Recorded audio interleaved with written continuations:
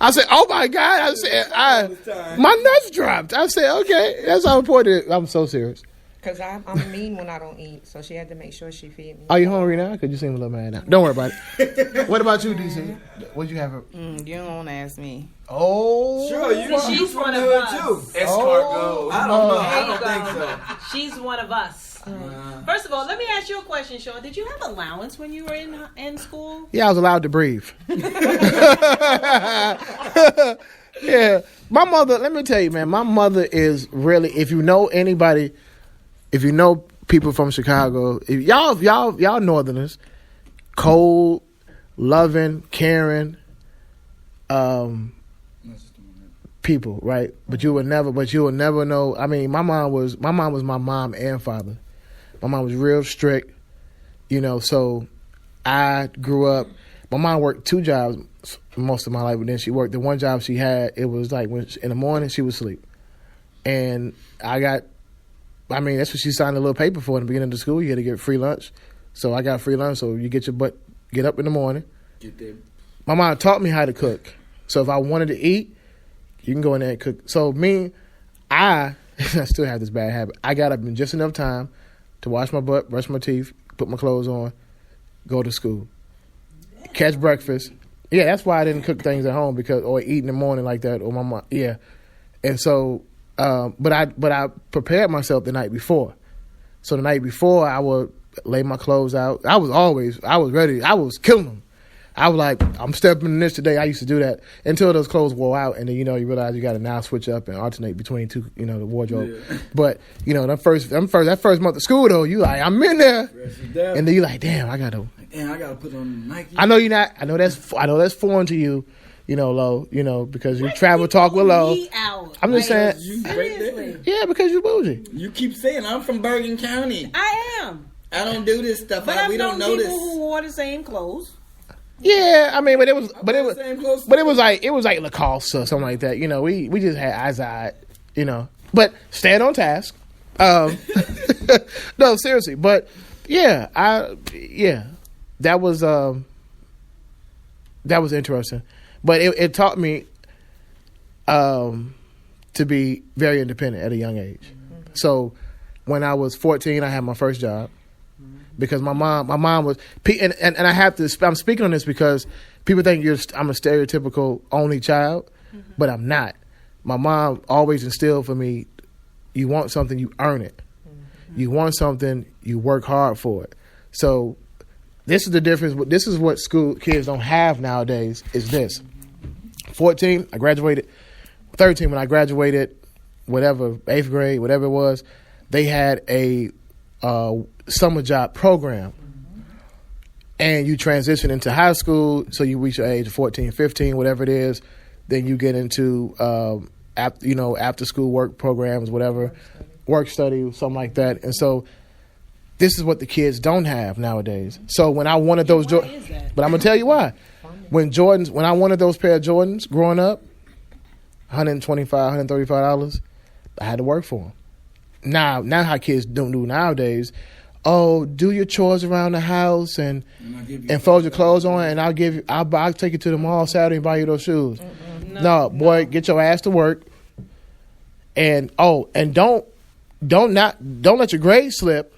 That's right. Because then you got to quit your job. That's right. Right. So my mom worked downtown Chicago as well. She got me a job downtown Chicago as well. And my first job was I worked at Filene's Basement, downtown Chicago. And I worked in, I worked in the shoe department, specifically the women's shoe department. So I was I was what? You were a perv when you were a kid, huh? I wasn't a perv. I just realized how cheap women are, because I know women would buy shoes, and I wonder why women would keep the price tags on the bottom of the shoes, because they bring it right back. And they used to put the price tag on the heel, on the front of the shoe, so it don't scuff up. So if it does scuff up, it just scuff up the price tag and not the shoe, because that's how cheap women are, especially in Chicago, especially them working women downtown. They wear them shoes to work. Yeah, I've seen it all. Yeah, you schooling me on something. And so you can put masking tape on the bottom of it. I learned that See, she got a little hood. She got a little bit. Got a whole lot of hood in me. I learned as well growing up and living in Chicago and born and raised in downtown. Crackheads would come down and try to steal. And I learned that crackheads are ghetto superheroes because I've seen a crackhead steal a rack of clothes in 5.2 seconds, and I've seen them get thrown down an escalator, pop back up, and run back out and go wherever they was going, and they were superheroes.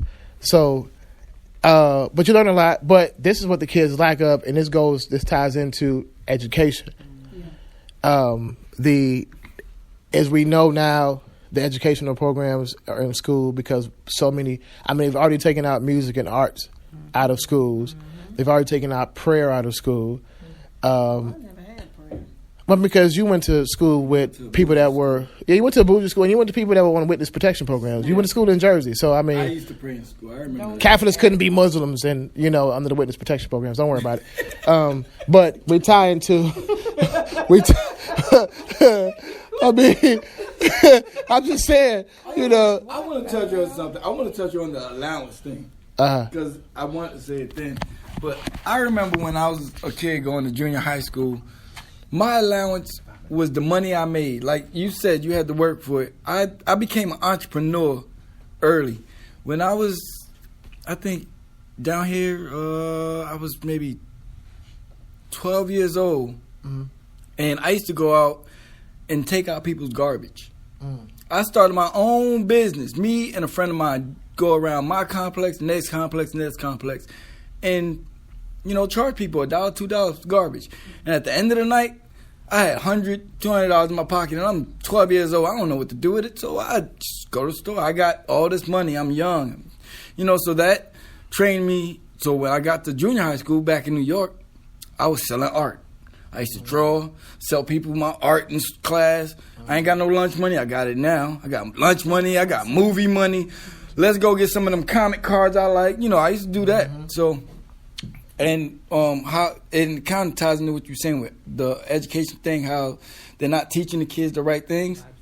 Man, you have to go out there and teach yourself. And that's what I was telling you on one show, that show a couple weeks ago, that we have to self-teach. We can't just rely on teachers and education because we already know education is fake. A lot of it is their history. It's not our history, so we just learning. Made up history.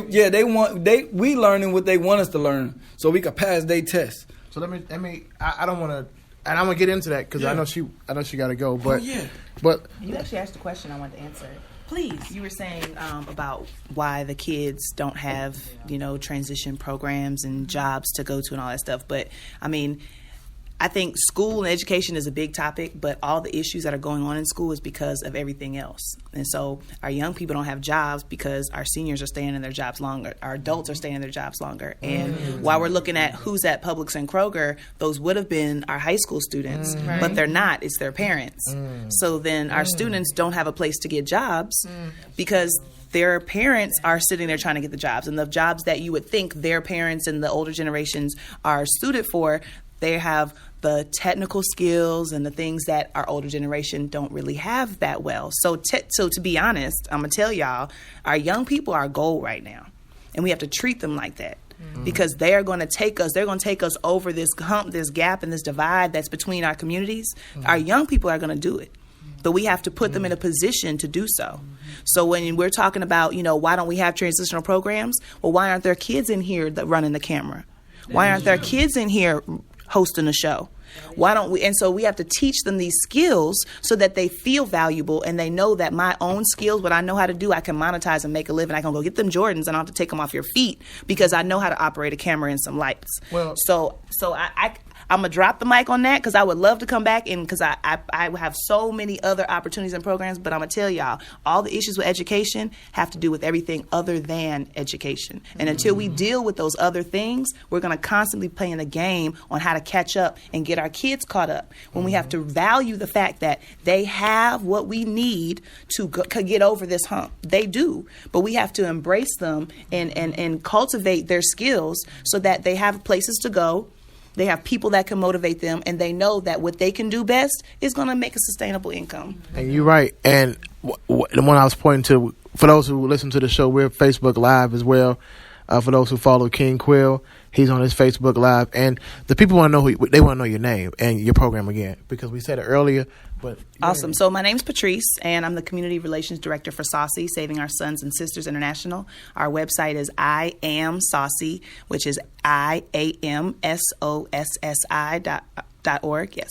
And so our program really works from kindergarten all the way through college and adulthood, and we hit them in phases. So whether it's elementary programming that transitions them into being ready for middle school programming that transitions into high school into adult life. And so from every level, we're not sitting here because we came here by ourselves and we got here by ourselves. And our young people often don't have that support in home, in the community. So it's going to take programs, radio shows like these. I mean, I really enjoy my time here, and I appreciate the invitation, because real talk, nobody would have heard what I had to say if I wasn't saying it in situations like this. And so we have to be very mindful that everything that's happening to us is by design, and that the message is being crafted in a way that we're listening to it, we're watching it, and it's changing our behaviors. So we have to be intentional in making sure that the next time we do a radio show, there's at least 6 young people that are learning what we're doing.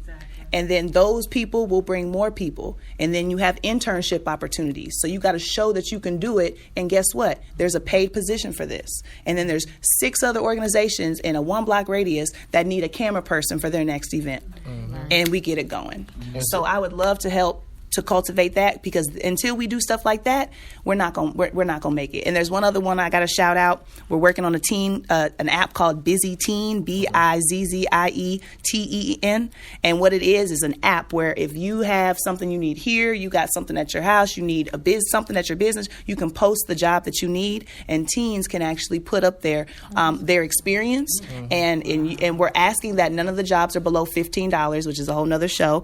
Minimum wage $15. We can't go below $15 if we want our communities to survive. So that's a whole nother story.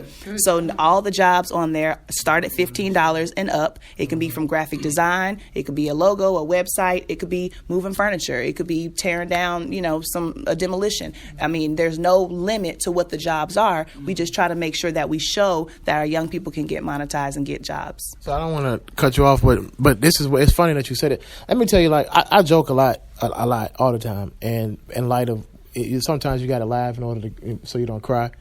And let me tell you how God works. No matter what you believe, if you're Christian, Muslim, Buddhist, whatever you believe in, God works in a mysterious way. When I started this show with the intention, now I'm the director for community affairs for Simply United Together, right? But outside of that, my MO has always been, when I started the show, my first show, I spoke on this. And I spoke on, and everybody here would tell you, I'm big on improving the black economy. And what I mean that is black economic stimulation. We have to learn how powerful our dollar is and how revolving it should be in our community first before it steps outside. Now here's on the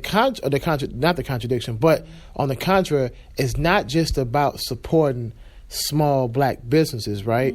It's about taking money and investing into our communities. I can go to Ed's Chicken and Waffle Spot every day and I can feel good, but what's going to happen is at some point I'm giving that white man more money because I didn't develop type 2 or type 1 diabetes, and I got to go and spend money at his Walmart or his Publix or his Kroger for his medicine.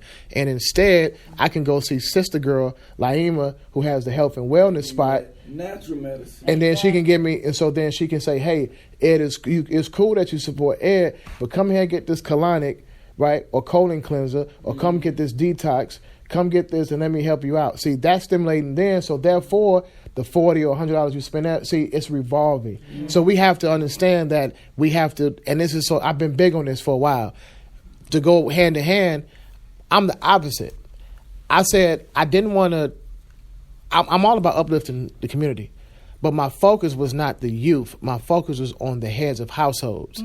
If I can get Lo out of the job that she's working at Publix, making no more than $10 an hour, and put her in a real corporate environment, a real job in her career, that's going to A, motivate her family, B, that's going to help her, that's going to free up a job for somebody who was like me, up 10 years ago that was able to go into a job and walk in there and